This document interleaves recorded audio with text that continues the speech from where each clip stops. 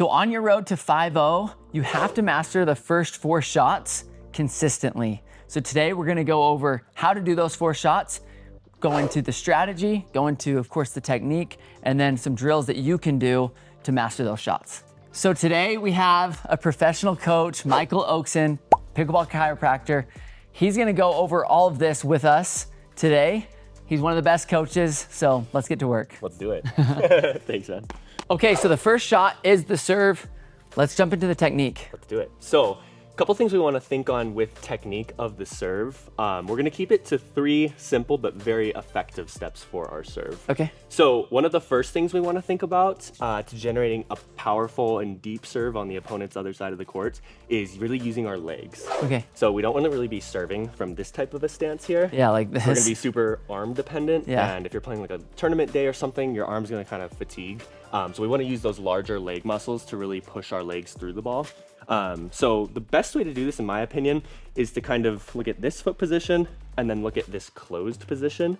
You want to be somewhere in between those 2 ranges. Okay. Because this allows you to load backwards and then easily transfer forward without really over rotating. So what I see a lot of people do wrong is they'll start super closed, then they're really rotary through the ball. Yeah. And that usually results in a little bit of a shorter serve. And as you can see from those cones, we actually want to be pushing the ball into the last quarter of the court in an ideal world. Okay. So legs are going to be huge for that. So we want to start in this type of a position here. Okay. Step 2 is going to be contact point. Okay. So very important that, again, with just like a forehand drive or a backhand drive, any shot where we're going to generate depth and power, we want to make sure we have space between our body and the ball on contact. Okay. So a lot of that actually comes down to the toss, which is something people don't talk about very often with the serve.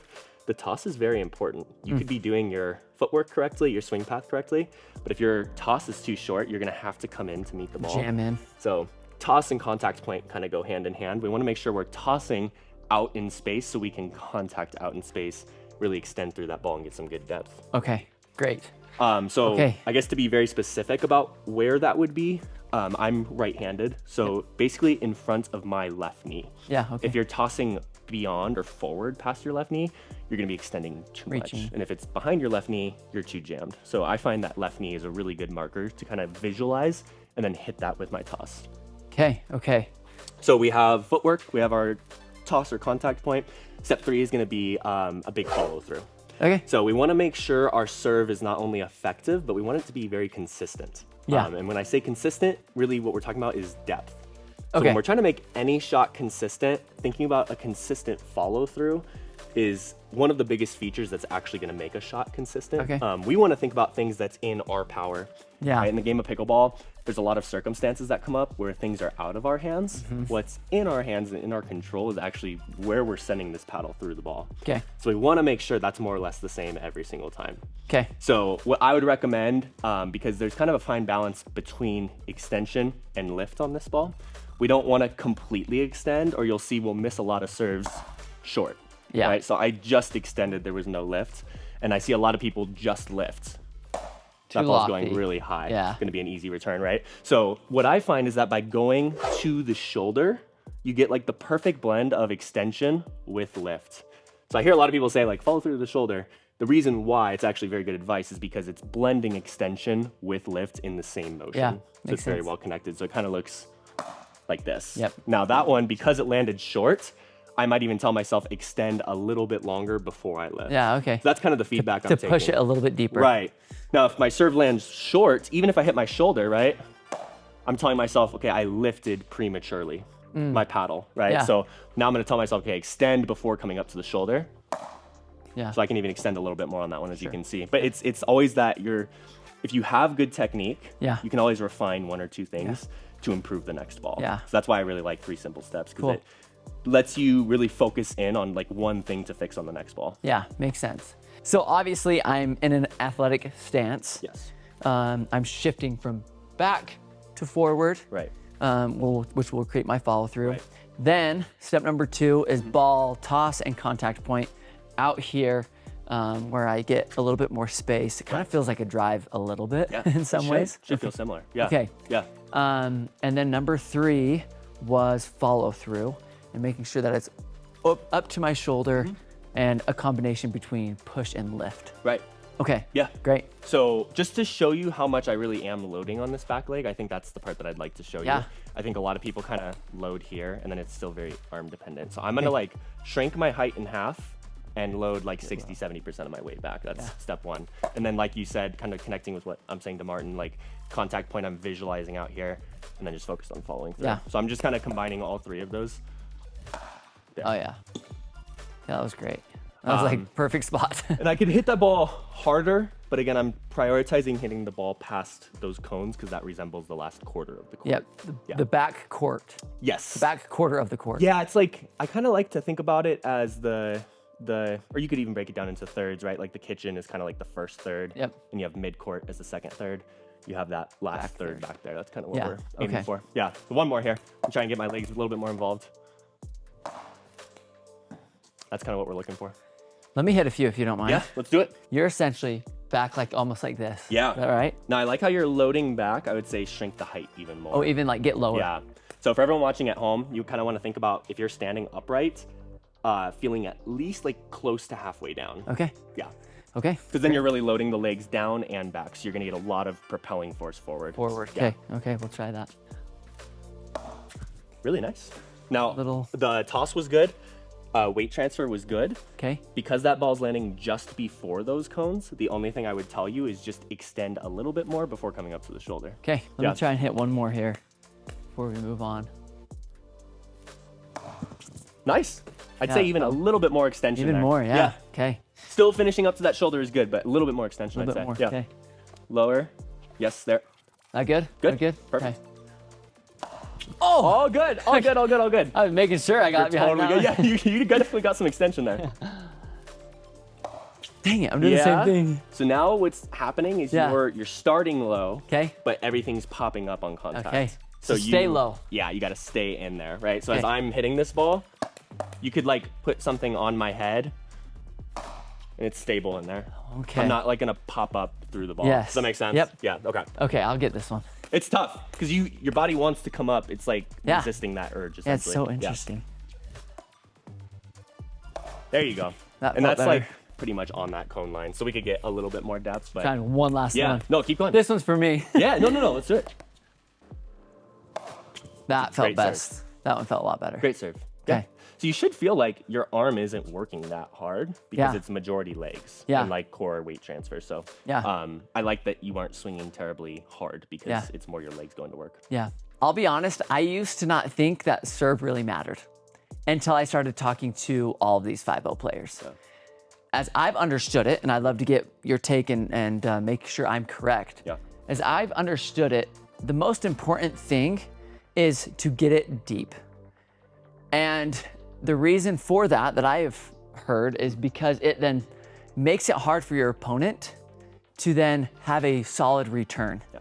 If I'm always getting an aggressive, deep serve, it becomes extremely hard for my opponent to then give me something aggressive for then me to try and handle. Yep. Is that correct? Totally. As I said, in pickleball, there's a lot of things that change. One Yeah. thing that doesn't change is the fact that you're going to serve the ball a lot every game. Yeah. And You will always serve. you'll always serve. And it's the only shot where you have control over the toss and your contact point and your follow through. Yeah. Complete control, right? Once that return happens, you're kind of at the mercy of what your opponent's giving you. Yeah. So I think if you're underestimating the value of a shot you have complete control over, Yeah. you're not going to maximize that shot. And I'm not saying at the 5-0 level you're winning points off of a serve. It never happens. Sure. But it certainly is playing a very large part in the quality of the third shot drop Okay. or the third shot drive that you're going to have next. Yes. Right. So the reason I prioritize depth over power is because in the ideal world, obviously the rules of pickleball are we have to let this ball bounce. Yes. So people most of the time start here, maybe a When foot you're or- returning, yeah, you're saying. the Yeah. returners. Yeah, thank you for that. The returners are starting a couple feet off the line. I want to keep them off that line with my serve. Yeah. So the second that serve starts landing mid-court Mid-court. area, they're taking a big step forward, and now they're running through the return. And smashing that ball, a pretty aggressive drive back at me. Yeah. You know? And most importantly, gaining a really good court position through this ball. Okay, so that's the technique. Let's jump a little bit more into the strategy of things. Yes, let's do it. Okay.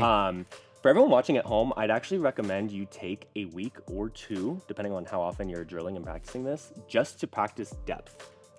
Don't actually dive into this until you've mastered hitting that ball deep 100 times in a row, several days a week. So continue to watch the rest of this video, but just know this would be step 2. So this is coming after we've mastered depth. Now we're gonna talk about strategy, some spots that we actually want to target with depth to make it very hard on the opposition to gain good court position through the return. So we're gonna talk through 3 things here, just to keep it nice and simple. We're gonna talk through what a serve at the person's body looks like. Okay. We're gonna talk about what a wide serve could look like, and what an inside serve could look like. Okay. So I am actually going to represent the returner here for a moment. So let's pretend someone is on the opposite side serving to me. Okay. If I'm coming out into a tournament or I'm coming out into a competitive rec game where score matters, I want to win points, I'm gonna test them with what I call a body serve first. Okay. So I'm actually just gonna serve for depth right at their body, or as close to their body as I physically can. I want to collect data on how well they space around the ball and hit a quality return. Yep. So not only am I hitting my ball, I'm immediately looking at how they move around the ball or their lack of movement on the ball. Yeah. One or the other, right? Kind of how they execute the return. Yeah. So you'll see one of 2 things, okay? So let's say I'm on the right side. Most people are gonna set a little bit forehand. This would be option 1 that I see a lot in levels below 5-0, would just be a straight approach. Their paddle comes in their hip and they're hitting from here, okay? When they're so close, do you see what my paddle's doing? Yeah. It's lifting. Yes, you're just lifting it's that. not gonna be a strong return. I can tell you before they even hit the ball, this setup is not gonna be a good return. So if I see that off of my body serve, if I see this, you're just taking your first step right to the ball, I'm not gonna change spots. I'm gonna keep going for depth. I'm gonna keep going for body. For body, yeah. So I'm gonna get a good result from that. Yeah. And again, it's not about winning the serve. It's about getting a good third opportunity. So that's gonna set up a really good opportunity. Setting up that third shot. Yeah. Option 2, we're actually gonna use Bragan as an example here, would actually be focusing on hitting for depth and wide. So this is a great strategy if you're playing a team that's stacking. Okay. Right? So let's imagine Bragan has a partner here, right? And they hold up that switch sign. So you know you need to get from there all the way over there to here. Yeah. So obviously stacking happens in gender doubles, but it's very common in mixed doubles as well. So if you see the woman standing up here, you can kind of safely assume at a 5-0 level, she's gonna be rotating here and you're gonna have to get all the way here. So I'm not gonna serve to you here. Yeah. Because that's inviting you to where you need to get quickly. Yes. So I'm helping you. It's almost like I'm on your team. Yeah. I'm against you. I want to make it hard for you to hit a good return and get good court position. Get all the way across the court. Right? Yeah. Because if you're truly a 5-0 player, you're going to hit a good return. But to run from there to there, it's tough. You're going to have to be really fast. And when people move really fast, they tend to make a lot of mistakes. Yeah. So that's the whole point of this serve. So I'll try and show you one of what that would look like. And a little bit outside of the scope of this video, but I'll just show it once. It's very important to follow this ball up with a strong drive right at that person. Yeah, because what happens, right, is I'm out, I'm hitting, I'm sprinting, and I'm just trying to get that ball if it's coming right at me. Yes. Yeah. Oh my heavens. Yeah. It's all good. And I you gotta guys see get how out there faster. Bragan's having problems, right? Yeah. Moving that quickly to the corner because it's depth and it's corner. Yeah. So if you felt where you hit that ball from, you were actually off the court, which is my goal. Yeah. Again, I can hit the ball way harder, but I accomplished my goal. You hit your return from off the court. So it's tough, right? Yep. All right, I'll get a good one. Here we go. So you can showcase it.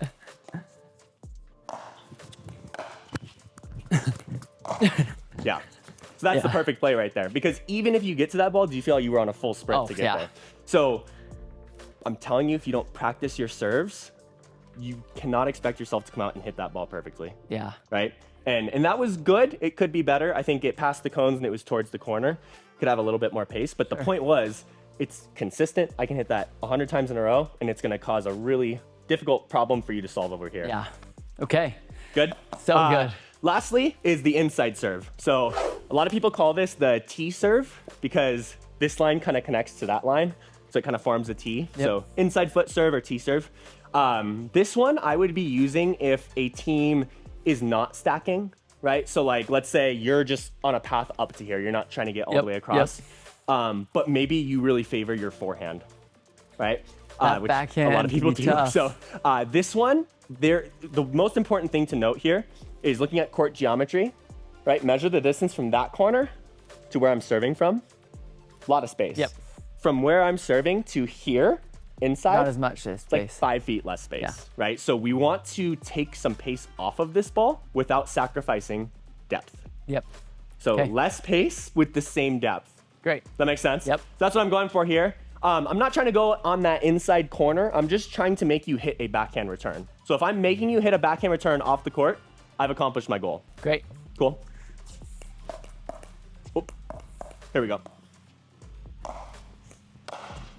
Pretty good. So I think on that one, it landed a little short of those cones, right? So Sure. I might be telling myself I need to extend just a tad bit more before lifting. Yeah. Yep. That's better depth. That so you was guys see better. how That one actually had a cleared good that cone skip line. to it. What was that? Yeah, I had a good skip to it. Good skip to it. Yeah. Yeah. So what I did is I just extended through that ball a little bit longer before coming up. Yeah. Because I trust my weight transfer's happening. I trust my contact point is happening. So it must be something with my follow through. So that led to a very quick fix. And that's what I think. If you take anything away from this video, there's quick fixes if you have good technique. Cool. It's not a mystery. All right, so you have technique and strategy. Now we're just gonna go over certain drills that you can do to master the serve. Yes. Having drills to practice aspects of the serve, right? Okay. Like you should be practicing weight transfer. If you want to have a good serve, you can't just come out and practice your serve. You have to practice the elemental features of the Yeah. serve. So the first one's going to be weight transfer with a little bit of a unique toss that we'll kind of use to create space for us. So we're kind of tackling two things with one drill here. So first, I'm gonna have you guys just get comfortable. If you've never weight transferred before, this will be helpful for you. Start in the correct footwork, right? So we wanna be between here and here. So we're gonna split the difference there. Start here, and then you should be pretty 50-50 here. Feet are about shoulder width apart. What I'm gonna have you guys do here is bend, so shrink in half, and then shift like 70% of your weight here. So you can honestly just feel that a few times. This needs to become very consistent, because if you're doing this part differently every time, you're gonna get a little bit of a different serve every time. Yeah. So just being comfortable in this half squat and shifting, and then you can come back. Okay. Shift, come back. Once you've done that a few times, the second thing you can do to add into that is rock back and toss and catch, and just kind of look at tossing where you're catching the ball. So once you rock back, toss, there. So you guys see how my arm's pretty extended there, my shoulder's pretty reachy. So I might tell myself, okay, I'm tossing too far. I might want to bring that toss in a little bit there. Does that make sense? Yep. Here, so that looks better to me. It's right in front of my left knee. I'm not overextended for that ball. Yeah. And then step 3 would be practicing hitting the ball off the bounce. So I'm gonna rock back here, toss, swing up to the shoulder. Okay. So it's kind of like a broken down serve. You're focusing on those 3 steps and you're practicing each of them. So I'm gonna rock back, toss, let it bounce, go serve. Follow through Great. at the shoulder. So let's have you get into your stance. Good. And then let's shrink, shift the weight, and then just kind of visualize where you want to toss the ball. Good. Yep. Around there. That's it. Yeah. Toss, bounce. That's it. Okay. So it's a segmentalized serve, essentially. Okay. Once you get more comfortable with that, you can start skipping the bounce, right? And just toss and swing out of the air. Okay. It's perfectly legal serve as long as you're behind the baseline Yeah. there. So I think one thing that's also been helpful for me is you can see that we have cones Yes. in that back third of the court Yeah. to visualize your target, right? When you're serving, you then see, oh, I'm crossing those cones. That's where I need it to be. Yes. And I think that's essential in order for you to actually get a deep, aggressive serve. totally. Yeah. Okay. Great. I think one of the first things you should do in every training session is hit some serves, and don't stop hitting serves until you've hit like 20 for depth in a row. Okay. Because then you'll get a little bit better every single The time. consistency, Yeah. right? Great.